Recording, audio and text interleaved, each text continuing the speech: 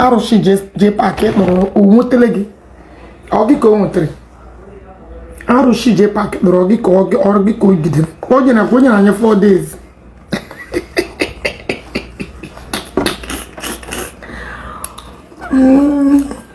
nye onwe ya 1 year Jpac na wafọ yo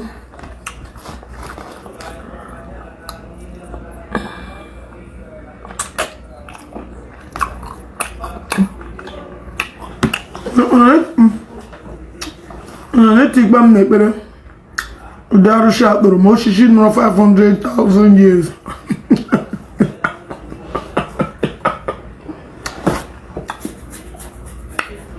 n'osisi aka akpalụ nda osisi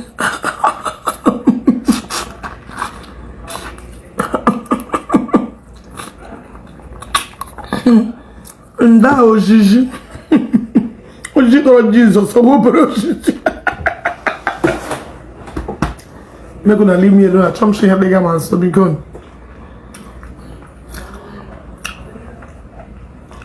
I am not visiting a Ejiko by force. When my man when the right, I said I know they come.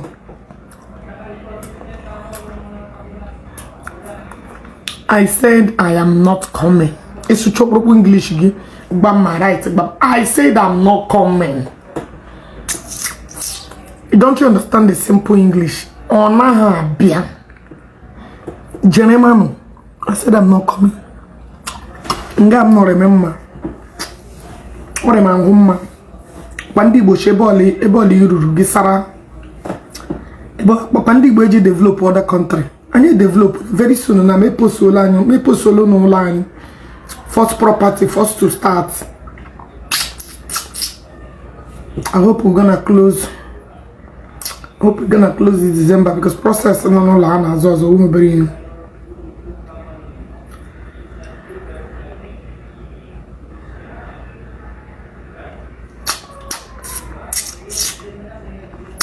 That problem Chibike. That problem. Is it by come and carry me now?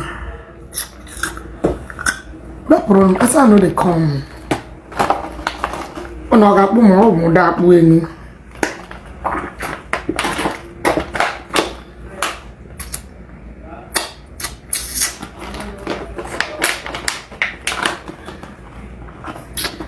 I say I know they come. I will not get them. I also not chocolate because when they make sure me any no wa. When they make teacher me any no game, butcher me any no game boom. You know chocolate is wishima. Maybe una chompe, maybe una zige boom, ne boom. Thank you. I'm see me. I know they come. Oh.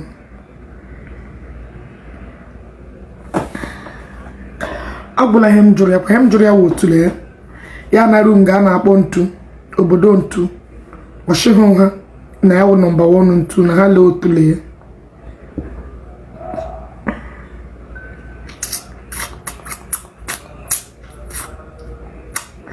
I am not coming. Ejike, preach to your family. Preach to Ndegana Hane. Come on, we don't rap up. We are just social media associate. I don't know why you're preaching all this long preaching. We are just social media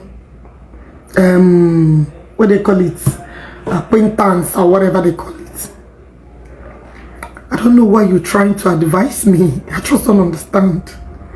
No worry, Ogechi is pranking us. Last we go celebrate Christmas. Now you okay? So for your mind, no, Mlawa Nigeria Mabia Wagi. For your mind, no one Nigeria now come tell you. When I dream, I wanted to see the shocking your village.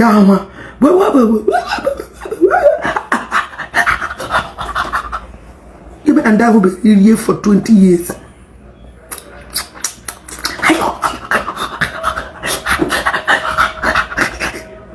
Yeah, I'm not getting you. Man, look at the ring. Now, Tom.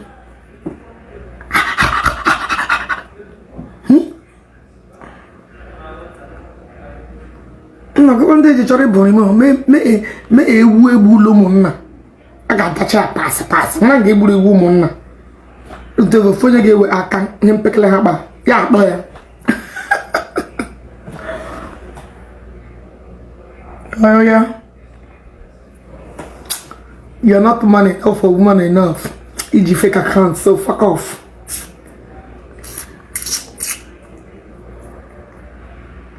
Where's that go?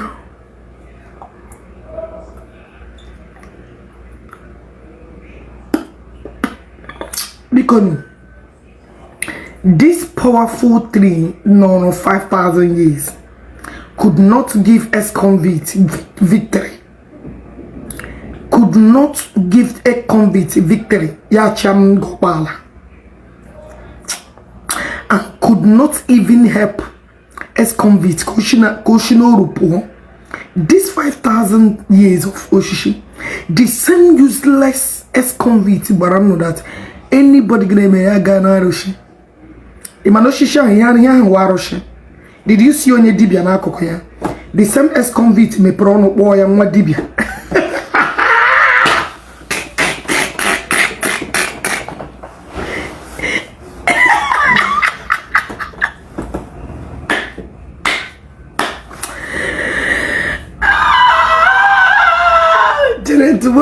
Tomorrow can I walk a war? Phone made you people are calling. Okay, I'm not going to mention anybody's name again, but the war continue. Complete confused. You two useless men. Two confused useless, two useless men. I want you to abandon Dibia war. What was it on your Dibia?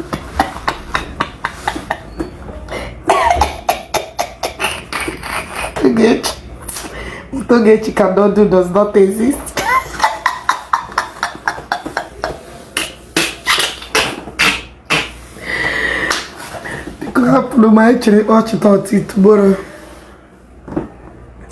Look at how useless this. I'm gonna Ogechi. One of that ex-convict. Oh yeah, boo. This idiot finally. Gonna ex-convict. That guy. My Jpac Arichamu complete. Jpac Arichamu complete. Hi. Jpac de can want me. When you not trying free broom phone. You all like what I got very desperate as I'm talking to. So idiot take advantage of Jpac. Hi. Sorry, poor boy. Sorry, poor boy. Sorry, poor boy. Or she rest her back. Your husband cannot even talk. Oh yeah. Oh yeah. Ozu, you're not man enough to talk when I'm talking. Oh yeah. Otila. Shingafo. Get out. My husband is not an idiot like you. My husband that was like you. My husband know when to give me chance for me to express my feelings. My husband is not a monster. His husband is not a dictator. He knows when to tell me, baby, go free your mind. Come there, you go logon.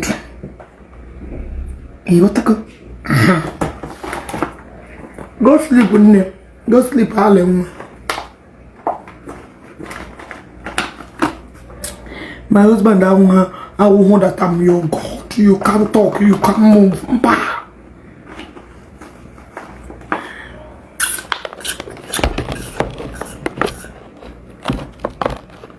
What go? Onya who is a dibia na choma. He just deceiving idiots. Shadamite nature. Okay, nature. Oshisha ho nature. Nature na dibio ju grika hajiko. Neri bala ma phone na. Oh, I'm not like in when I'm eating. Look at your back now and tell me what you see. Come on, Susan for me. Look at your bag and tell me what you say. See if I believe when nigga Abraham look at her back, big queen turn.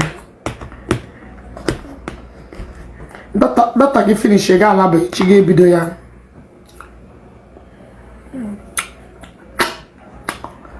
na ihe ni diri jare happy abali awu I were sure mma so akwara aka shie geji eri ezigbo rice osa bia kpo ogo onu man oleje eri ose here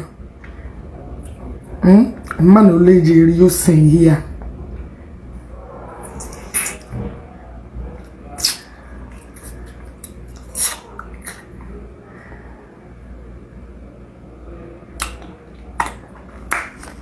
man oleje eri ose here. That guy is never a native doctor. All was arranged. My brother, because we are using his own words against him. He checked fully. That in the Dibia is nothing. But to my greatest surprise, I saw my Dibia leading Jpac to go and swear. We don't care whether an arrange or no arrange. That means you're deceiving the general public. That Dibia did something while he did. Come on. We are only going to focus on the act you and I witnessed. Didn't you see it? Ogechi Njaka or you represent it.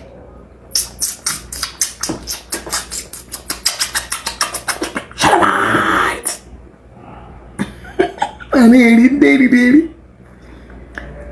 Oh, that one get finished Jpac. Can't get finished. My Jpac in sense. I have interacted with Jpac. I'm on the level of his IQ. Oh my brain. Let me tell you. Jpac will mind contact Jpac could have been one of the richest bloggers on social media. You know why?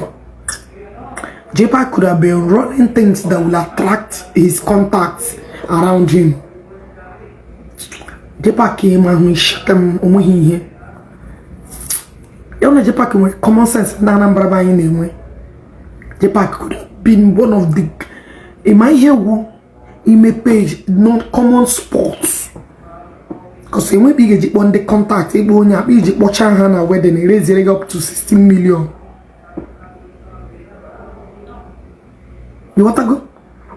Now, get more contacts in the machine will become more total like a go naturally one or two. Give me pay place. Hagana be all I got all your sports.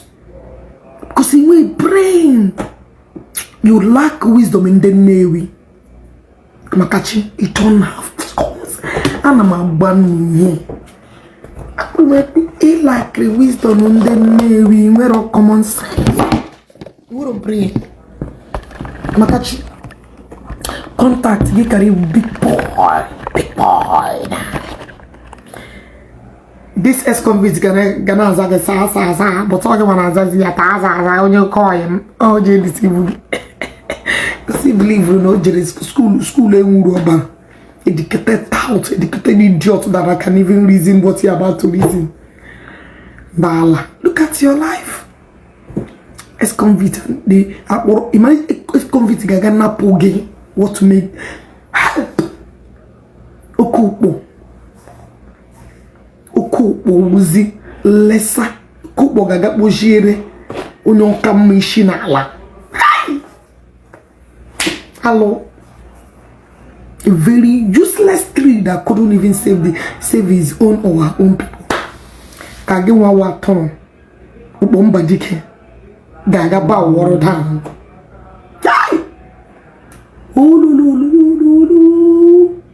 Yemene number.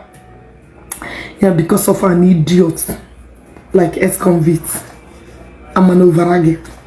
Because woman you eat.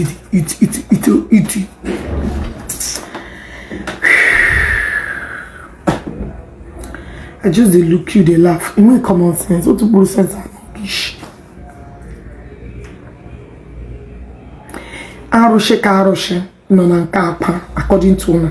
Arushe no na Anambra State. Gabawa no way. Imo State enwe Arushe.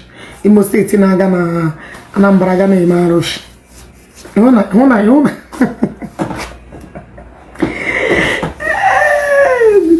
Makao. Very soon my man will check it hands here up. My job will end there for today.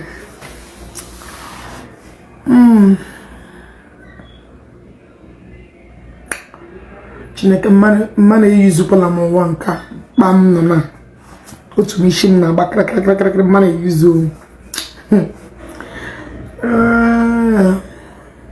atụmatụ onye me yuzu mana na be yuzu nwa Anambra am nwa Osore am hey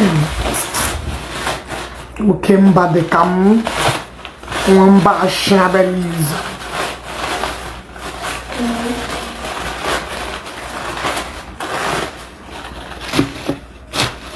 Imagine me.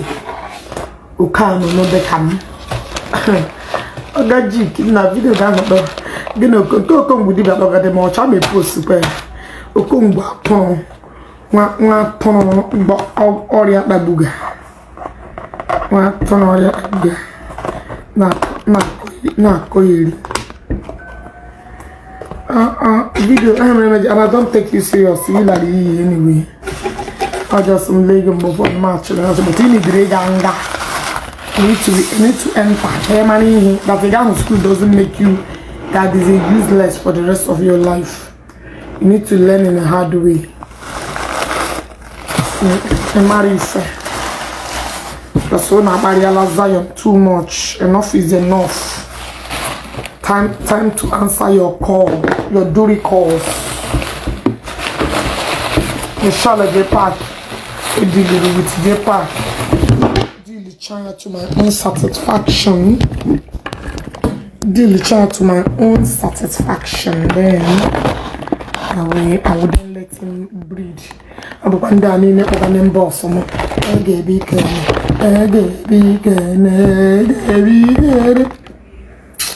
the banyo and for don't have it, chance I begin to wonder, I don't understand. I begin to ask this question. Are you guys really for sure?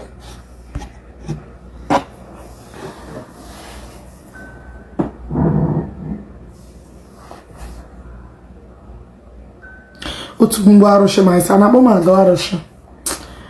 Now you can't have one insult. But anyway. Imagine. And I bought a shot, Arusi. If I met him, Barigad anyway. Barigad. It is well. My brother, I eat the man.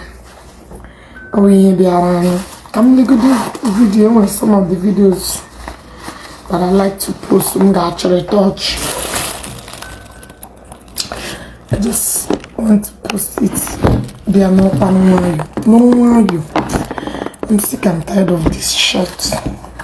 What is going on with you, mommy? Don't want you. But the Morgan now. What is wrong with you? What the fuck is wrong with you?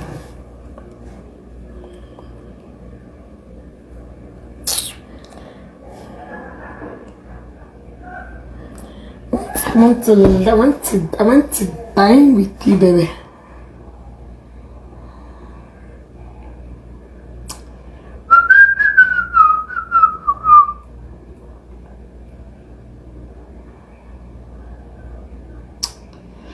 I'm supposed to go to video.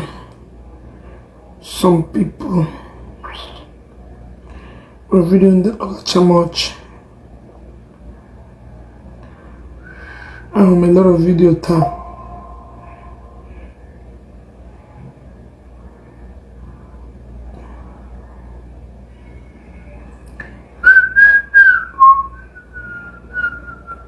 My phone will make July with a message.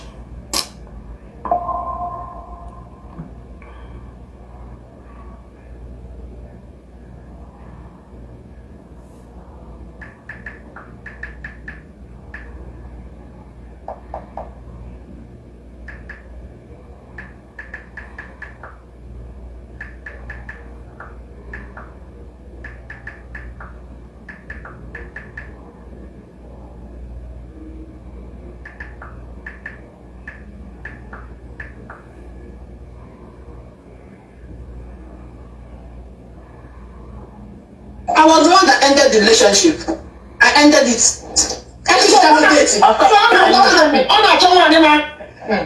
If you check no date, you go canopy. Send the no. I don't ended it. I don't even want to talk. I'm just waiting for that.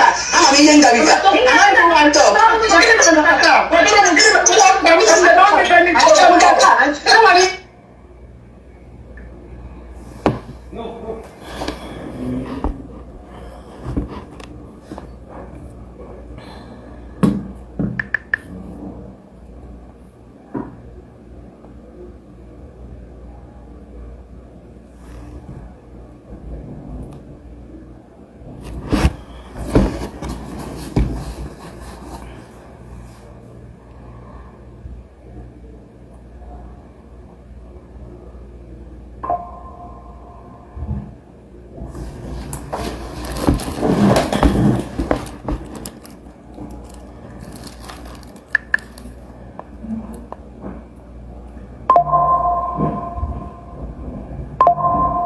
In this village, if you watch Ukuya, and Abacha say hey, I don't suffer for this life. And Eziokwu, and Agabachari and Abale. What? But I know they call indigenous of this town. Hey, I pity this guy.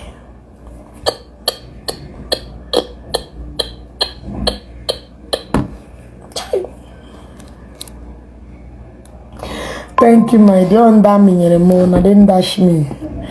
They said the day they are doing gift for military wives. Now waiting they carry give me. You know, I'm gonna make a woman. And when zip. They give military wife stuff, but I normally don't go.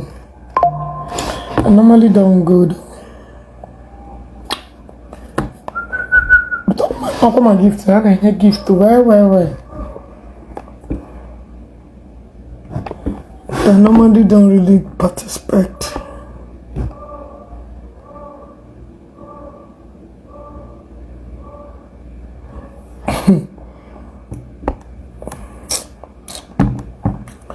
Okay. No,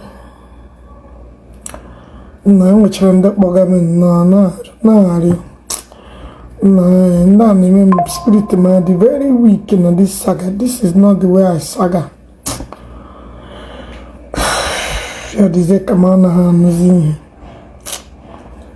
Anyway, it is what it is. So, Jpac, can I govern on your ship?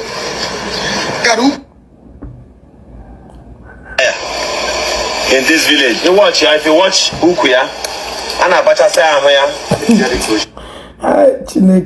I need accurate information about Ogechi. If you are in Chicago, if you know where she's working, I need working ID. I was not sorry about Nigeria. I'm a extradite. Okay, by force. She will come back to Nigeria and face her crime and face her charges. Biko any dirimu. My number is 0902 The number you will send information about Ogechi. Her ID number. I need her ID number. Somebody can get the ID number. Somebody sent them this thing. I'm not even know how many years. Hey, Jpac, I'm a Arusi boo. I'm not going to be here. I'm not going to be who are you sending to me? In this village, if you watch Ukuya, and Abacha say Jpac. I need accurate. In this village. Jpac sent. I need accurate information about Ogechi. If you are in Chicago, if you know where she's working, but Jpac, what are you looking for? Why are you looking for me? Now you look for my trouble. Why do you want to extradict me? I just don't understand. Why do you want to extradite me if I may ask you? You told the world that maybe I'm extradite. You told people that no more now. Nah, this guy here because okay now, now we go to court until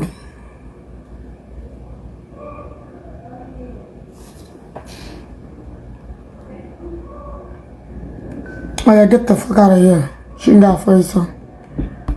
Whether more get endorsement, what is my business? Keep giving him endorsement. And I come not dolly. She those people when you get endorsement. When my corners away like I can love those endorsement very soon. My target those endorsement. Can be when you gonna zoga here. Onye somewhere they got no more. Let me see who will partake in such endorsement. Idiot on that one. I will deal with him. The problem people that love me, she has me mention my people are. But I will target another out. Can't go to the mother one, but I will target another out. I mean destroy here. Yes. When me pela mo group Jpac in the area. Keep this endorsement. And other people made a video about him. Man, use your remind him.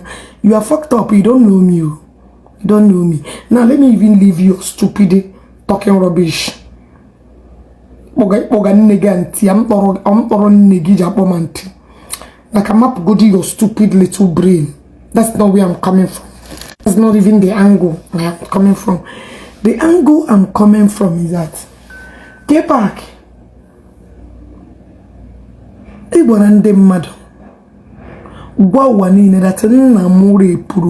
said it on live video. Now all this accusation for 3 years. 3 years you were specific. Namo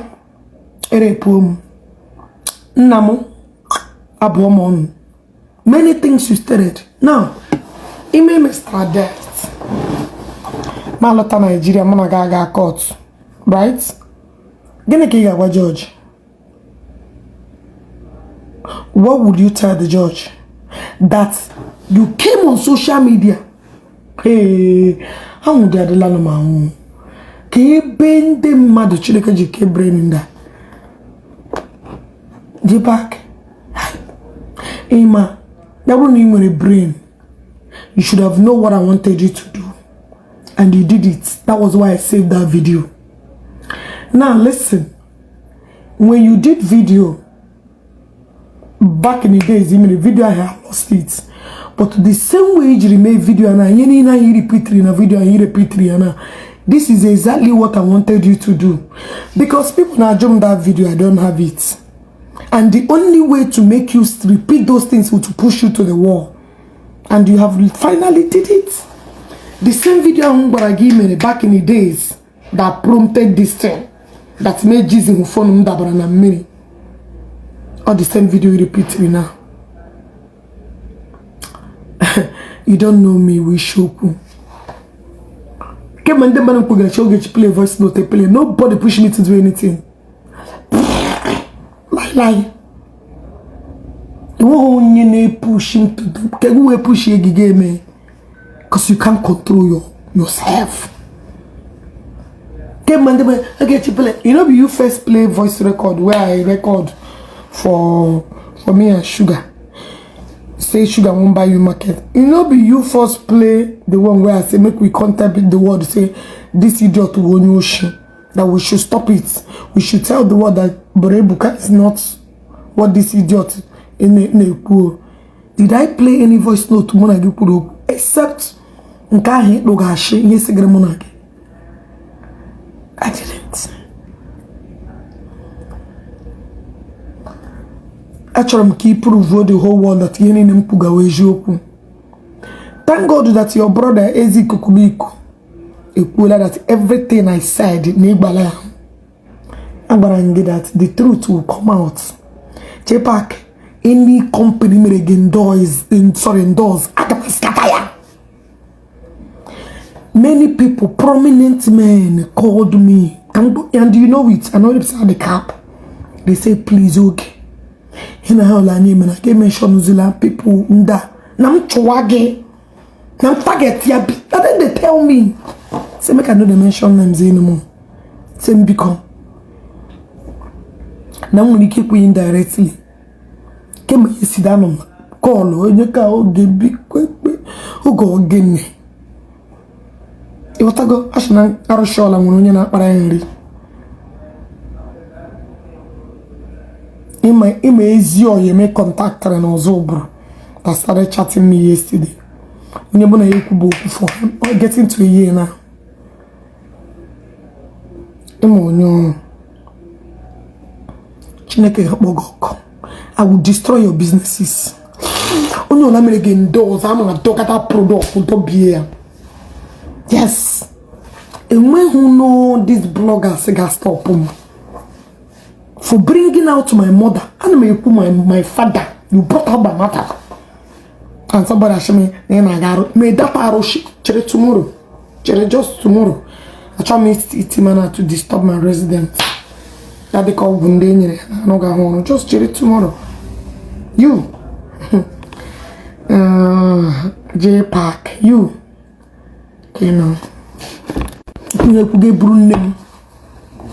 Brunem. Amaka Okra for my sister. Who get Brunem. The imbecile let Lumana me. Open nigga Lumamoot. Gash Babante Mansham lock room inside. I got a to imbecile no go. That imbecile a bomb lock inside. I got a to open nigga room. Cause on a book, Mana Charamge, more mamma imbecile, Matra your panegi. We are Mam Korean. Made you a be my bella call inside American house. What I go? He gave me peace. OMG download the video gang. My woman dem mado. Yo, what people have formulate here. So company is full. Company in a mean those is full of lies and propagandas. Come company I'm gonna making those. Maybe where if I know scatter business gang making those. I'm a company. Is that how you guys molest disabled children? Let's assume now when I'm disabled child. Is that the empathy you guys have on other people's children? Wait, Jpac, you never see anything. I will be your worst nightmare. I will be your greatest pain in the world. And I go, Igaga, and I call you idiots. Foolish 10. I respect Alamo, many prominent men, but I'm sure weapon day, mother, but I got my choking on your DJ. I got my scatagay. I'm a bad Jomado's company. Is that how you guys don't know? Mother formulate and I'm pumping. So, this is the kind of thing you will promote. I've called Ebola. People, mama, then they will ever communicate with me in this life. Let me respect them and stop mentioning other people. Apa business na boge dia bupute tom da bobu henegri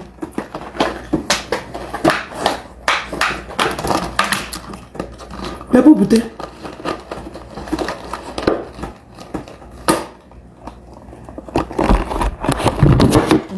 ana ko yiri nyeke bo kwan no ko eben no wo kiano no le wu ana ama no bo I was crying about my father buptere. So this is what your company represents? Insulting mothers that has nothing to do with anything.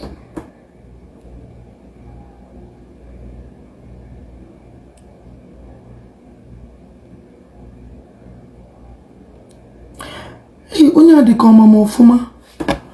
Chiri. Yes, my baby lot of sagramosu girls. Chi odi Ogawejoko wanne mo nejimo nemo ashna balinshiri mu no sumenyi ashna balinshiri anyi no sumenyi lenu mu no ashna me me tradition na sumenyi na malu dim no sumenyi lenu mu no just to tarnish my name. Jpac, you make padu do. Ay, they no more so they come. Ndo also na acho.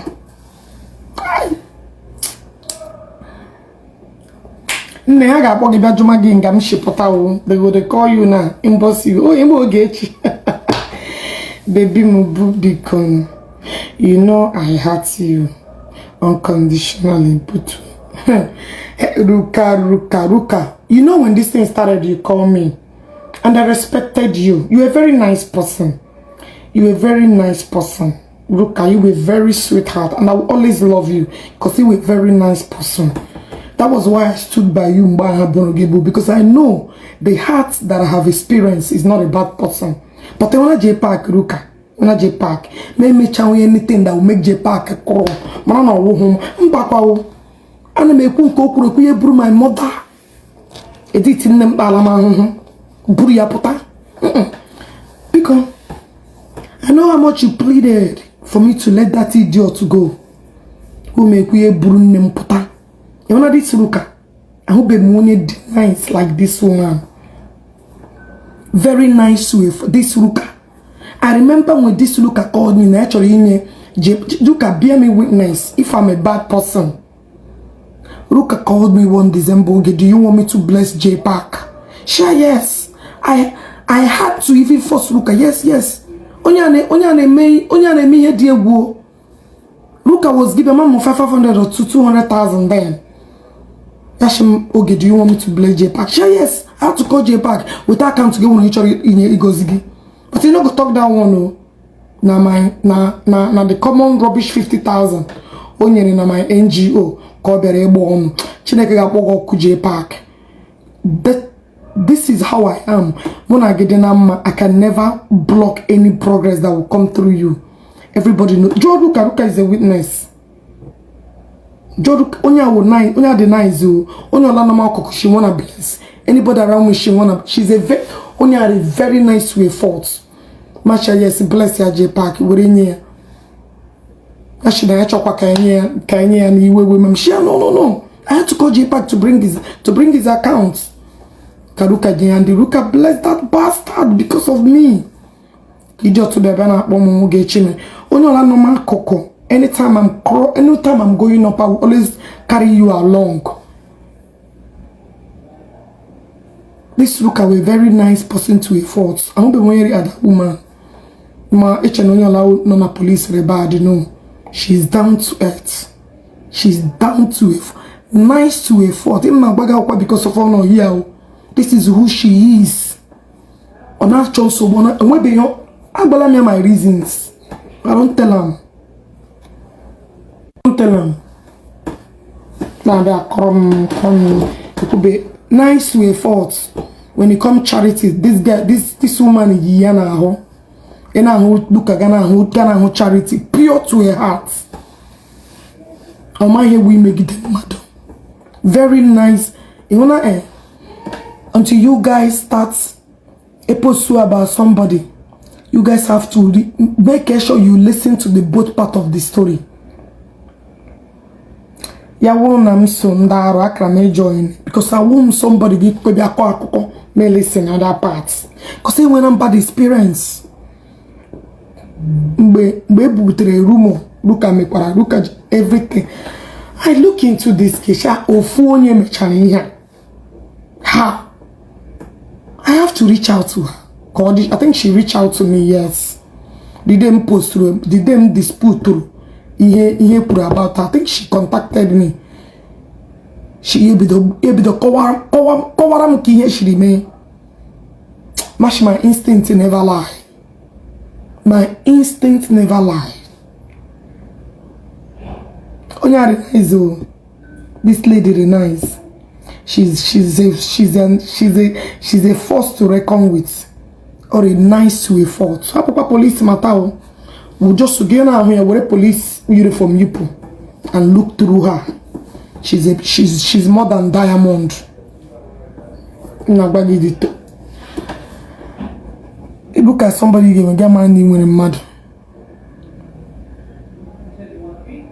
I'm telling you the truth. She's somebody. akpọ gị n'azụ ụkwụ ga na-achọ n'ala ndala na-akọ iri person go dey no onwe ya problem go dey look for am Jpac ị ga-aga na Arusi ọkụ ji akwụkwọ m jọka n'ọka na-akpa ike ị ga-aga zuo ehi zuo ọkụkọ you must share blood to complain to my matter because I jọkwa ofe afụrụ ikpu ụmụ ashawo mama ọtụrụ m Arusi 74 I didn't have many ọtụrụ m biko can somebody remind me idiot useless Arusi m gidere n'ime nrọ pịaga ya ụtalị ahụchara m enwo one day m nọ ya wuru one person iji arụ guzoro kpa ya wuru chi mara ọkpụ ejikpa pụta na nke hụ m na mmụọ arịgodi m rọged da na mmụọ da na mmadụ chi onye ka ọkwa na onye ya bịa ebere small otu ụmụ dakpo nọcha ya n'akụkụ cha common zurugba ime Ogechi ọkwa ma lụọ ya aka ntị n'ime nrọ ahụ lụọ ya aka ntị n'ime nrọ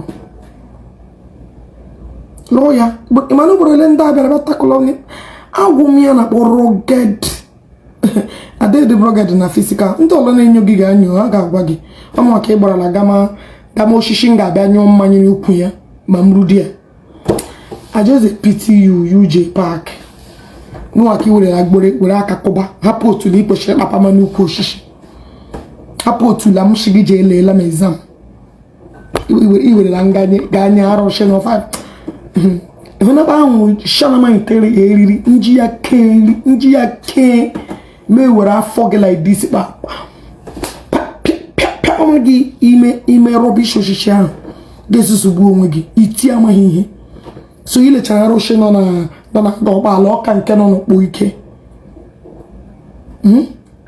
ọka nke nọ na bụ na ike ịma na ụkpọ n'ụtọ na-adịkarị m confuse ụkpọ n'ụtọ ama m na ụnụ wa capital ama m na ụkpọ capital ụtọ nọ na mba na-esi those two names na-adịkarị m confuse ịghọtago but I know what I'm saying na-akọ iri ma ewere ikpe ahụ ọrịa eriri ma dọ ya kee ya na dọta oshishi bịa were afọ gị ahụ kepamadi ya gaa hụ ụzọ pere afọ nke ya by force a na-akọ iri ijere na which day it mụnwa karịa ịgbam akwụkwọ n'ihu Chineke ma gaza ya wụrụ anụ ya ọ dị ka ma history m na this blue app ndị eze nwanyị anọchakwa m na their list ha kpụchara m Arusi a na-eji nwa dibia ele ọgwụ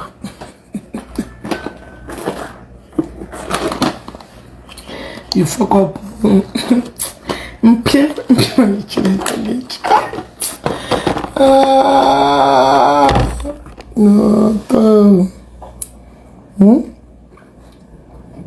ịkparịala Arusi be nna m ya ushi ijere ọsụmenyi jee mee ihe na obi ara m mma ịkparịala Arusi be nna m chọsị nsọtelenu ụmụ nwoke oke oshishi kwesịrị igbuda eji ya mee nkụ ụmụaka eji ya ụmụ apụta eji ya shieri oshishi ya na west Chineke ga-akpọ nna ọwụna na oshishi ahụ ka ha gara hapụkwa oshishi ahụ ajigaghị enwee n'ebe nwa jere jee mechaa asọm ụmụ sacrifice naanị ka oshishi ahụ ka evidoro do ọwụkwana n'ebe ahụ ka ha gara these people gone far bet me inyocha na wụrụ naanị this place ngwala gị ebelivula m they just want to sample this one they call the simple nanya they have gone many places really more deadly than this one they brought out you have the issue with the truth they have gone deeper and when they be more jebucha mo bara gbuo ntagbu imo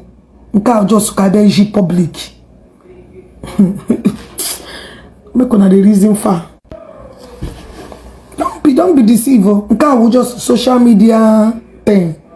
They have gone deeper. They have made some incantation. They have sacrificed many things. God, just the one the eye can see yadika or we normal. And when God deep things has been done. Jpac has gone far. But promising me at the time will backfire. Actually, I'm coming tomorrow. Don't miss my program tomorrow. Do not miss my program tomorrow. You're dealing with Anambra. Moa, again. I got to provoke that they are useless secret places in Agacha. This is not the first one, I just know that one. They have gone deeper than what you are seeing. God just okay, you will end the mother thing.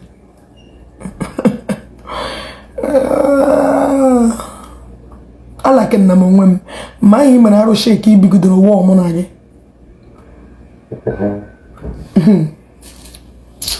Now what is the truth? Don't be mug. I'm raising Jpac. Yeah, just casual. Then in a hokuru. Obuola Baranishi, those things okuru in secret places in the Dibanine. And the idiot to the only people person engaging in the way who carton. Manager, give me a gem ebal and Naja to Arusi. Yaurunimo State. Negawo State, Nagawo State. You are covered, my love. Rita Onyamba. Yopano. Gala muije ya urije. Imana spirit evoke la niche. Let me tell you one thing. In one man of God for one certain time, fearfully made that thing. So even one day the man the man who woke Dibia, Makamonio, we just saw these people. Or man of God who woke Dibia, Mama, wow. As far as you are saying, up those rubbish. Pundara. Jpac or a clan. And when anything Jpac keep from Eziokwu. Ogechi is a mad woman. Nobody should listen. Okay. So bueno, no get mad. No, mad. Sometimes all these motherless babies, I begin to wonder. Ebola do alima pagan no doma. Ocha burundara.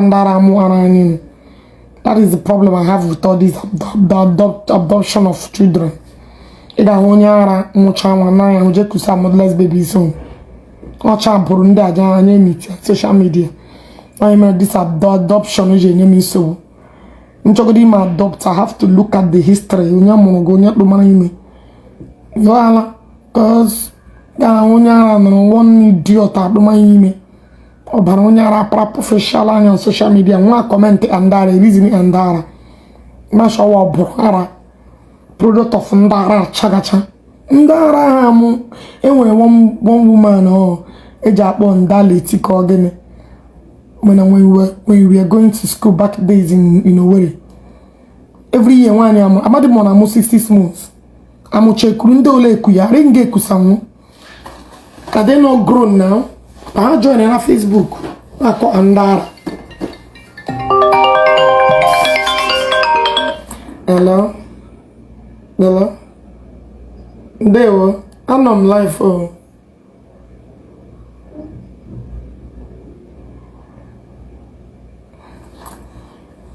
but in I watching them now. Don't pretend that I'm watching them. But I can even hear my voice. Please, are you from Imo? I'm not from Imo. I'm from Anambra State. I'm from Nnewi South. My mom is from Owerri.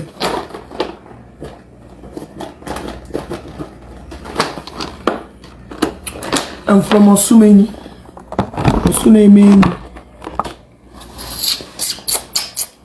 I remember the first day Nation was saying, then dash don't wash. Ogechi Njaka, for the fact that prominent men called you and asked you for peace, I think you should let this issue be. Peter, I'm not letting it be. I just remove in the Hashim remove. I'm not calling for peace. I'm not for peace. When I called for peace, you guys told Jpac not to accept it. Yes. when people, honorable people called, you guys rejected the peace. So the only thing I'm doing is to remove some part. Help him remove. So don't come and talk rubbish. I don't really put nonsense. Because I was the one that said I'm sorry first. Which I'm not supposed to. But I swallowed my ego. I belittled myself. Ogechi Njaka peace. I said it 1 year ago. I should do not say sorry.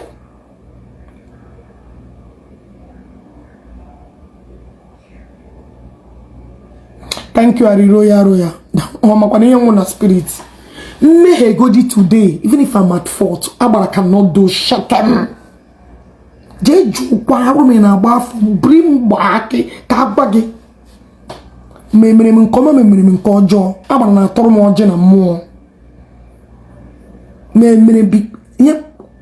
Do you understand what I'm saying? God David, you are a child that I will always supersede on his head. Memere nkoma memere nkojo abara game mpiam ichopaka gatraya. Yes. Believe it or you leave it. Even if I'm guilty today, I gotta be that thing. It will not work.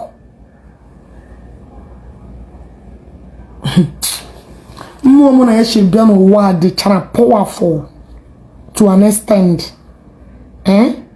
Iyo wulawa bara cannot do shit.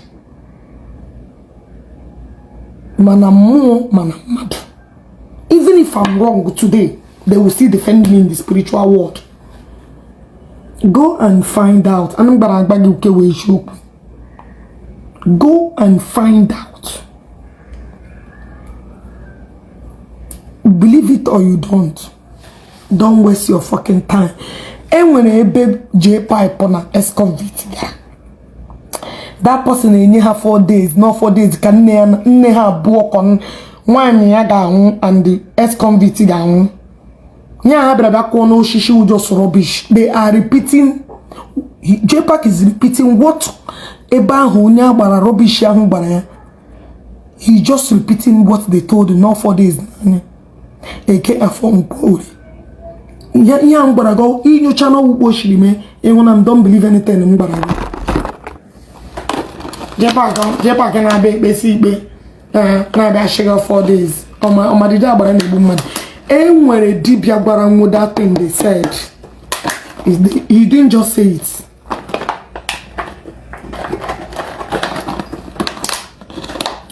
If he doubts me, they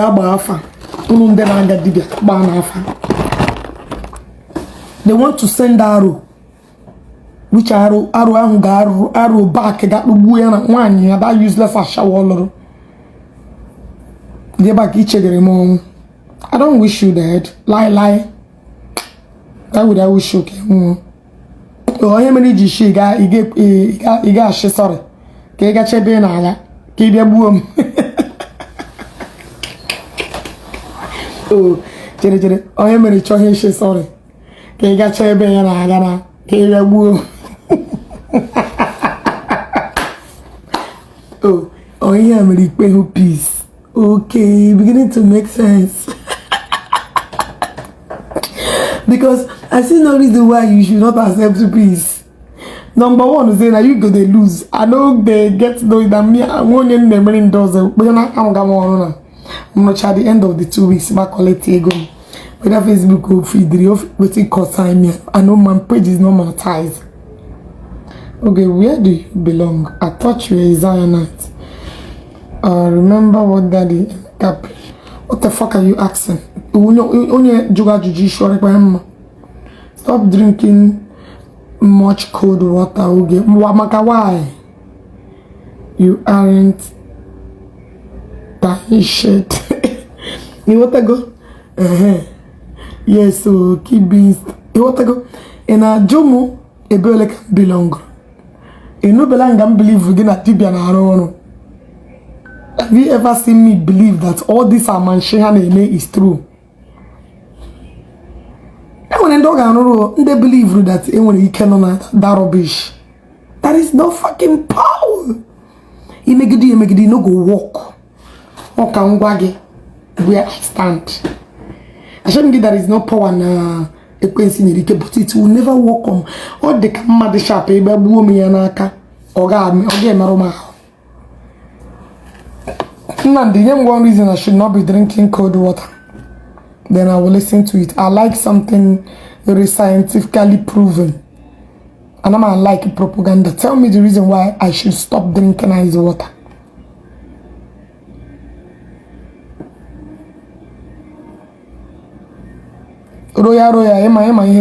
Everywhere there's scatter now. I had no idea you are from Anambra. You speak Owerri very well. Yes, my mom is from Owerri. My dad is from Nnewi South.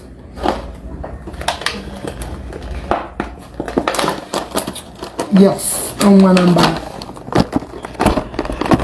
The heart of Anambra where comes.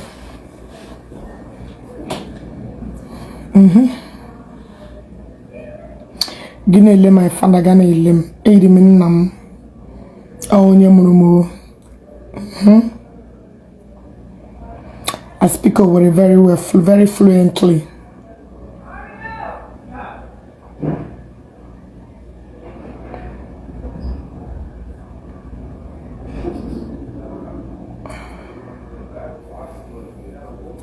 Good morning, my dear.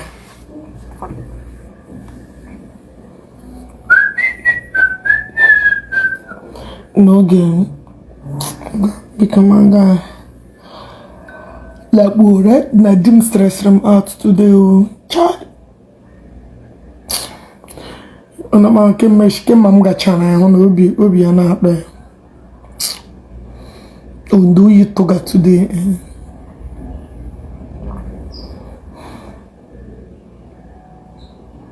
You toga today bad.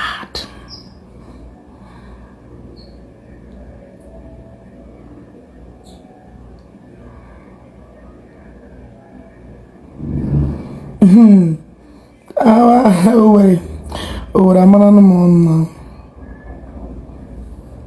Happy no months to you, though. Okay, my head is correct. I just asked for no verse. Chigozie Christian. Thank you, Amako Kafa. You wish man. Man, okay, you be person. It's okay, let peace reign. And I call you. Make sure you have a clean heart. My heart is, let me tell you one thing. Why? Why poison? Somebody like me that is very outspoken. You guys thought I'm the bad person. My heart in here. I am one of the best person you ever deal with, but I don't take rubbish. Yes, don't take my kindness as stupidity. But you get regret in America. I can give you my. I need the help. Makachi. Anyway, I don't need to explain it to you. Obiomamo, Ogomben and the mother problem in bedroom as Facebook. And those people, I caused them. The condition is worse. I caused them. Oga, they're not around. Yes. Because I made you be many mad. You would love to have somebody like me. But I don't take nonsense. And the time I'm sure mother go. Majority of all this fighting I'm not fighting on Facebook is not my personal problem. But when I get in I will fight and defend you to a fault. I don't care how many enemy around that place. As well as now, I am a friend that will stand by you in times of needs. See, Mado de Kamade Re. Mado de Kamade Re. And I don't betray. Like Mado de Camudere, sorry, let me take that word back. I'm a very rare species. I don't betray people, I don't snitch. Take a time, Mona de Gahushia. There's no me blame. You can never see me blame my friends outside.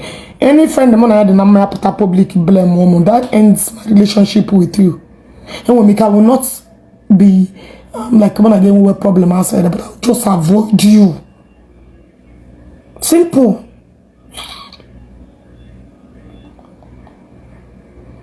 Obin, it's all problems in them to the people in them log.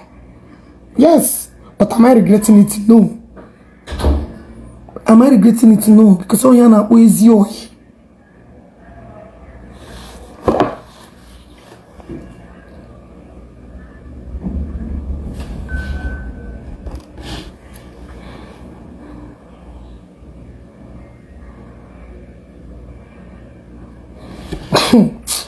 You are really funny. But possible seconds.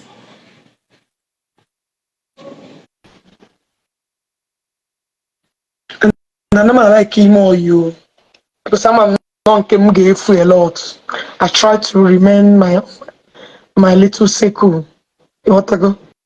When my people get feel when they come close to me and I'm a boss or no.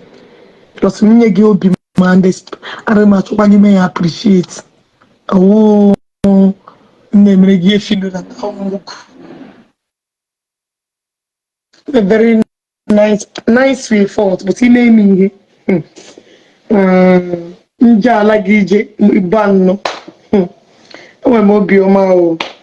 And they are not like a with or one thing about me. But when people see me act like this, I say, oh, one you're the like this. I've loved to be with my love. Make up no who be this one. J Cola. Hey, you are sounding like your name anyway.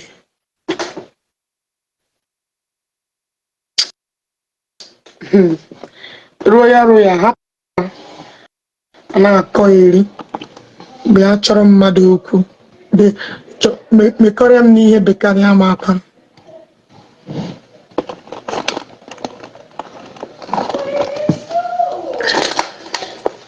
Okay, good night. 11 p.m. this side. I be like you know, 11 p.m. Oh, na Nigeria, okay. Okay, my dear Chigozie, Christina. Good night, my sister, or my brother, whichever one. Udo. Udo.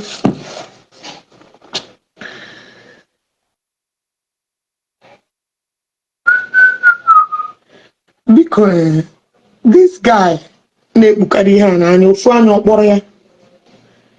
I want to find out. Mbolo we are Ofanyo or Macarena na body yourself. Care. Mbolo that in Lanya. Ofanyo or the blind. Or the blind for real. Because I like a neighbor the guy is.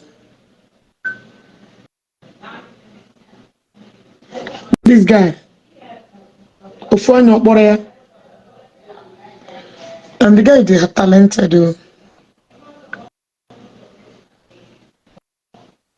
God of one eyes. I'm not joking Ofanyo, but I guess God of one eyes. I don't understand.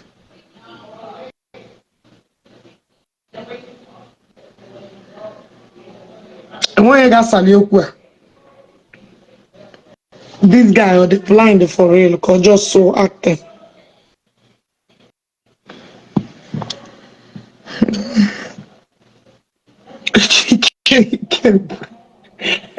When you got Eziokwu, I want to know because why are you crushing? Why are you cussing now? You be mumu. Okay, Baroda. I don't know man on my page mumu. Okay, Ruga is his name. Nothing is wrong with your name style. Okay, Ruka. Okay, give me a it's acting. That's the swag. Ruga, okay. He has issues in one of his eyes. I foresee. Who more like it push your time? Something is wrong with one of his eyes. I believe so. Yeah, I believe so. It is a name asked. Okay. But I like the guy's song. Ruga is a very good artist. He can sing very, very well.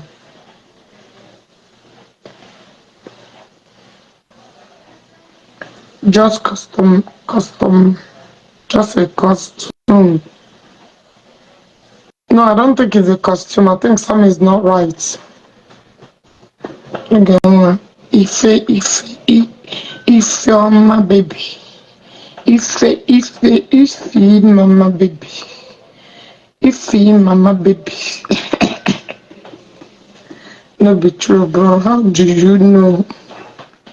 He's a fine guy too. For the guy, mama.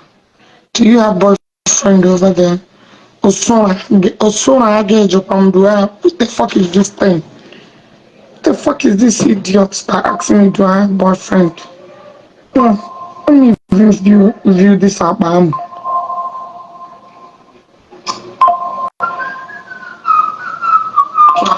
the come back from me. I'm unfortunately. View this up. What the heck is that idiot? No, the come back from me. I'm unfortunately. Bia, looking at you, man, I'm share Pauli Obri na Georgia. Chineke Bopagoko. Eringonye Chore Pagoli Obri na Georgia. I've already looked at you, I have already diagnosed you. I know a Pauli Obri na Georgia. I need not to be told. I need not to be told. A Paulia, automatically. A Paulia. Look at you. Back from my Libana for the con. It's a going peg all your job. Come on, this is not fun. I just share up. Who gives up from Lega and I'm here. I saw patient I just when we here every day. Who gives up? I have already diagnosed you. Paulia. That's assessment. Oh, I'm a woman up already. Give him what is a feel. I'm an helper. Oga, Jeboria go. No, I'm a Zuzu. Need. Why would you come? I should thank you. Of course, you're welcome. You know I'm saying the truth. Okay, ma. Of course, go. Ewepụtara unu ọgwụ unu dị strong. Ọgwụ unu nwere nke a na-akpapa dị akpapa na nke dịka patch ka ezi ha na-akpa ya. Ndawa jee ṅụọ ọgwụ gị biko. Fọ nga akọọla ihe na-akọ. Do you have boyfriend? I want to be my boyfriend. Wunya, imo boge. Legi sa pama na mbe. Shinga for chile bogo.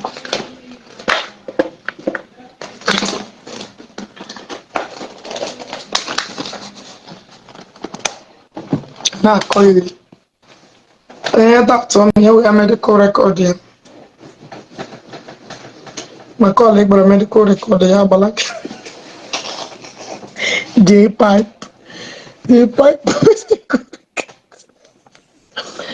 Na put a because it's the cardboard dog. Guys, can happen because very soon can be my last chat.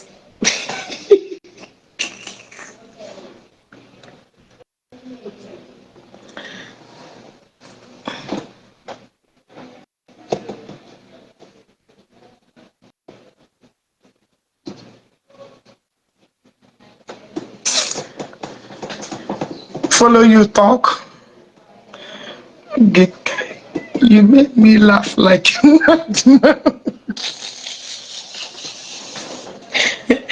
my brother just laugh Joe.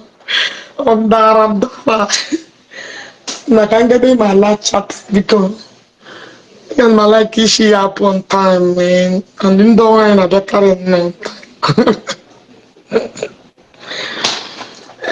happened, my girl? Because Judith, where have you been? In Aputan, the coach.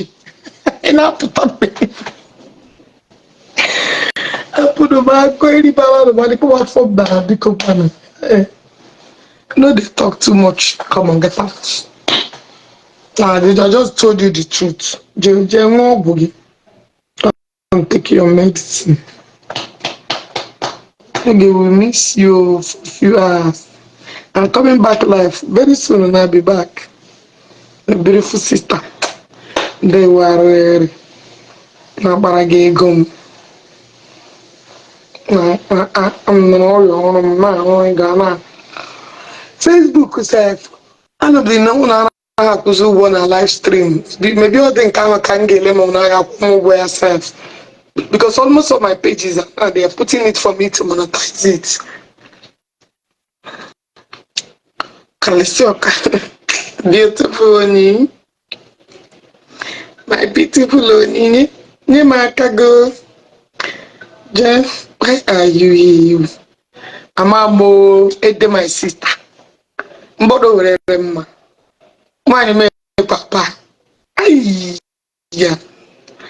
So as everybody then they call me, say make I leave prominent men. I don't leave all of them. I make one go rest. But I have another way to strike and stabilize and destabilize idiotana but Jpac.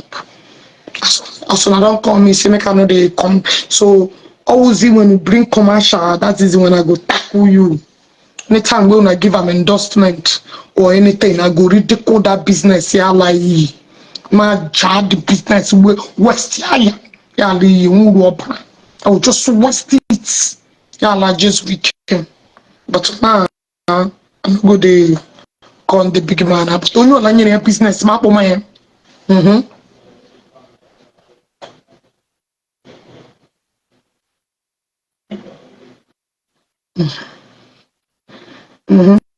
So they say, when you can't make against, I don't hear. I don't go call all of them again. But first, I go enter another side. Because when they tell me so, okay, if I come the time tell them, if a person insult your mama and your papa, when I come reason and with me. So I land there now one sick place. I face there in another angle. Also, you better blue commercial nyegi. My daughter the business alai. How fu ya we got your con. Don't ya like Europa. West ya flush in the toilet.